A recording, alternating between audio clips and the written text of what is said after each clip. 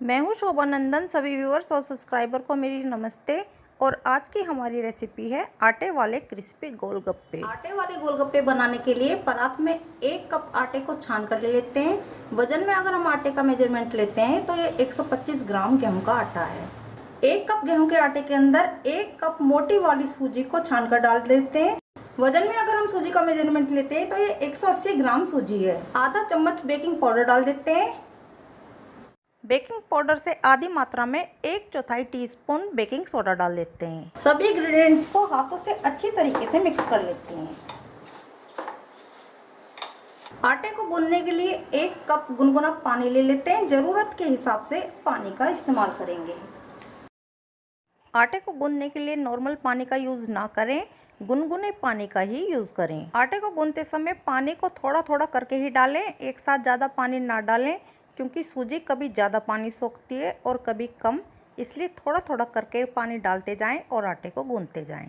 गोलगप्पे को क्रिस्पी बनाने के लिए मोटी वाली सूजी का ही यूज़ करें, बारीक सूजी का यूज़ ना करें। वीडियो में बताए गए तरीके और इंग्रेडिएंट्स के साथ ही रेसिपी को ट्राई करें, नहीं तो गोलगप्पा क्रिस्पी नहीं बनेगा। आटे को गूंदते समय आटे के अंदर तेल, घी या नमक का इस्तेमाल नहीं करें। इसके अलावा इंग्रेडिएंट्स की मात्रा को कम या ज़्यादा या स्किप ना करें। आटे वाले गोलगप्पे बनाने के लिए आटे को ना तो हमें ज़्यादा सख्त गूंदना है, ना ही ज़्यादा सॉफ्ट। जिस तरह से हम रोटी के लिए आटा गूंद कर तैयार करते हैं, उसी तरह का आटा गूंद कर तैयार करेंगे। आटे को आधे घंटे के लिए गीले कपड़े से ढक कर रख देते हैं। आटा गूंदने के लिए मैंने 1 कप पानी लिया था। इसमें से 3/4 कप पानी आटा गूंदने में लग चुका है। 1/4 कप पानी बच चुका है। आटे को रखे हुए आधा घंटा हो चुका है। आटे से अब हम गोलगप्पे बनाना शुरू करते हैं। गोलगप्पे को शेप देने से पहले आटे को गूंदकर फिर से चिकना कर लेते हैं। आटे के अच्छी तरीके से चिकना हो जाने के बाद एक बड़ी साइज की लोई तोड़ लेते हैं। बाकी के आटे को ढककर रख देते हैं।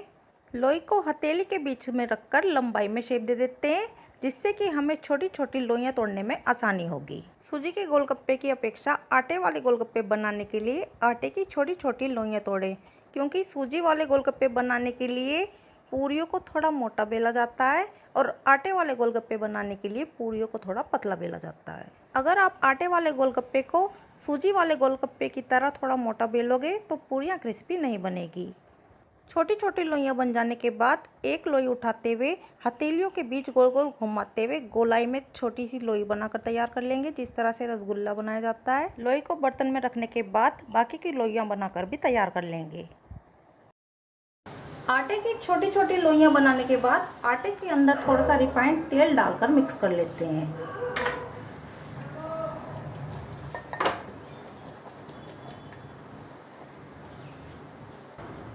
आटे के ऊपर रिफाइंड तेल की अच्छी तरह से कोटिंग हो जाने के बाद आटे को ढककर रख देते हैं।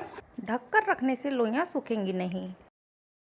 गोलगप्पे को शेप देने के लिए एक लोई को उठाकर चकले के ऊपर रखेंगे, उसके बाद बेलन से पतला बेल लेंगे। लोइयां बनाने के बाद लोइयों को रिफाइंड तेल लगाकर अच्छी तरीके से कोटिंग कर लिया था, इसलिए बेलने के लिए हमें घी, तेल या सूखे आटे की ज़रूरत नहीं पड़ेगी। गोलगप्पे को शेप देने के बाद गोलगप्पे को साफ सूती कपड़े के ऊपर रखते जाएंगे। सेम तरीके से बाकी के गोलगप्पे भी बेलने के बाद कपड़े के ऊपर रखते जाएंगे। गोलगप्पे को बेलने का दूसरा तरीका भी देख लेते हैं। एक छोटी लोई बनाने के बाद चकला बेलन को रिफाइंड तेल लगाकर चिकना कर लेते हैं। चकले और बेलन को अच्छी तरीके से चिकना करने के बाद आटे से एक पतली रोटी बनाकर तैयार कर लेते हैं। चकला बेलन को रिफाइंड तेल लगाकर चिकना कर लिया है, इसलिए गोलगप्पे को बेलने के लिए हमें घी तेल की ज़रूरत नहीं पड़ेगी। लेकिन अगर उसके बाद भी आटा चकला बेलन के ऊपर चिपक रहा है तो थोड़ा सा रिफाइंड तेल का यूज़ करें, सूखे आटे का यूज़ नहीं करें। आटे से रोटी बनाने के बाद कुकी कटर के बीच वाले कटर से आटे के ऊपर कटिंग का निशान लगा लेते हैं। अगर आपने रोटी को मोटा बेला है तो छोटे कटर का यूज़ करें। गोलगप्पे को शेप देने का ये मेरा फेवरेट तरीका है। अगर आपके पास कुकीज़ कटर है तो कुकीज़ कटर का यूज़ ज़रूर करें, इससे गोलगप्पे की शेप भी अच्छी आएगी और गोलगप्पे कम समय में बनकर तैयार हो जाएंगे। अगर आपके पास कुकी कटर नहीं है तो इसकी जगह पर आप पानी की बोतल का ढक्कन या किसी भी ढक्कन का इस्तेमाल कर सकते हैं। आटे की एक्स्ट्रा साइड को हटा देते हैं। आटे की एक्स्ट्रा साइड हटाने के बाद गोलगप्पे को हमें डायरेक्ट ऐसे नहीं तलना है। गोलगप्पे को तलने से पहले गोलगप्पे को एक बार बेलन से हल्का सा ज़रूर बेल लें। कुकी कटर से कट करने के बाद अगर गोलगप्पे को आप एक बार नहीं बेलोगे तो उसका टेस्ट गोलगप्पे की जगह पर मट्ठी जैसा आएगा। सेम तरीके से बाकी के गोलगप्पे भी बेलकर तैयार कर लेते हैं। इनको भी बेलने के बाद साफ़ सूती कपड़े के ऊपर रखते जाएंगे। गोलगप्पे को बेलने के बाद 15 मिनट तक गोलगप्पे के ऊपर गीला कपड़ा ढककर रख दें। उसके बाद गोलगप्पों को तलना शुरू करें। 15 मिनट हो जाने के बाद गोलगप्पे को तलने के लिए जो गोलगप्पा हमने सबसे पहले तैयार किया था उसको तलने के लिए डालेंगे। नीचे वाली साइड नीचे रखेंगे, ऊपर वाली साइड कढ़ाई में डालते समय ऊपर ही रखेंगे। गोलगप्पे तलने के लिए कढ़ाई में रिफाइंड तेल डालकर गरम कर लेते हैं। तेल के गरम हो जाने के बाद गैस के फ्लेम को मीडियम पे कर देंगे। तेल का टेम्परेचर जब मीडियम गरम हो जाएगा गोलगप्पे को तलने के लिए कढ़ाई में डाल देते हैं। तेल के टेम्परेचर का अंदाज़ा आप लगा सकते हैं। गोलगप्पा डालने के बाद वो तुरंत ऊपर नहीं आ रहा है, धीरे धीरे करके ऊपर आ रहा है। इसी तरह का टेम्परेचर हमें गोलगप्पे को तलने के लिए चाहिए। क्योंकि आटे को गूंदने के लिए हमने बेकिंग सोडा और बेकिंग पाउडर का इस्तेमाल किया था, इसलिए मीडियम और लो फ्लेम पे भी पूरी को फूलने में दिक्कत नहीं आएगी।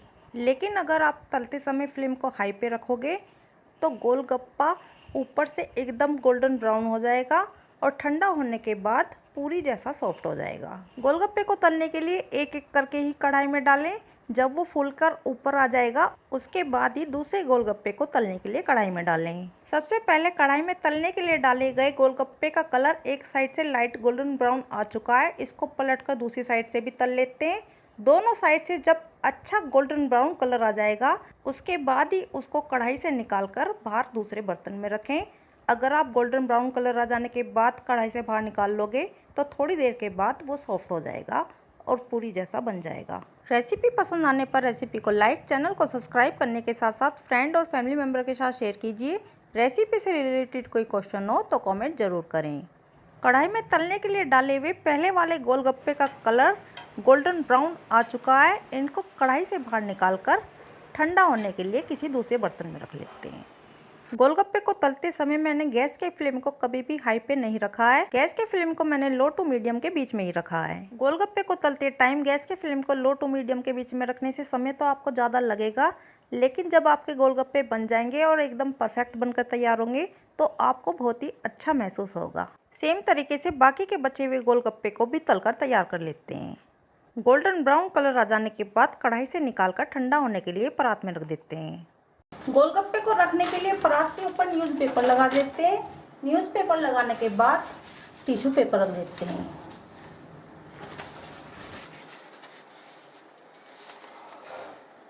उसके बाद तलकर रखे हुए गोलगप्पे को ठंडा होने के लिए फैला देते हैं।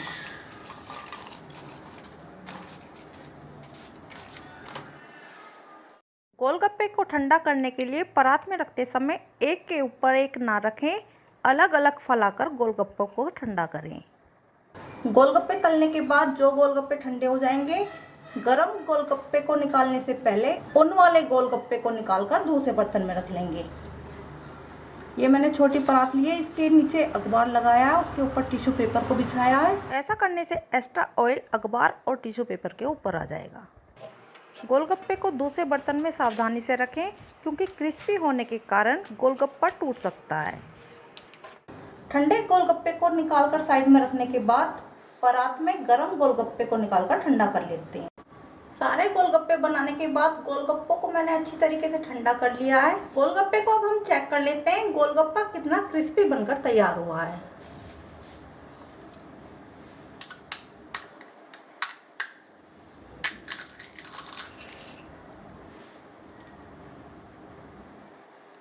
परात में रखे हुए नीचे वाले गोलगप्पों को भी निकालकर मैं आपको चेक करवा देती हूँ।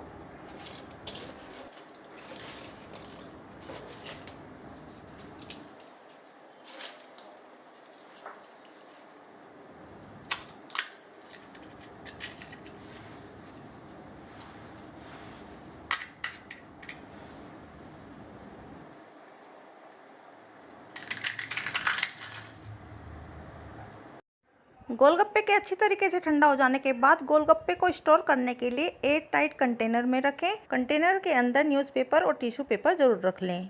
गोलगप्पे को आप खट्टा पानी या मीठे पानी के साथ सर्व करें।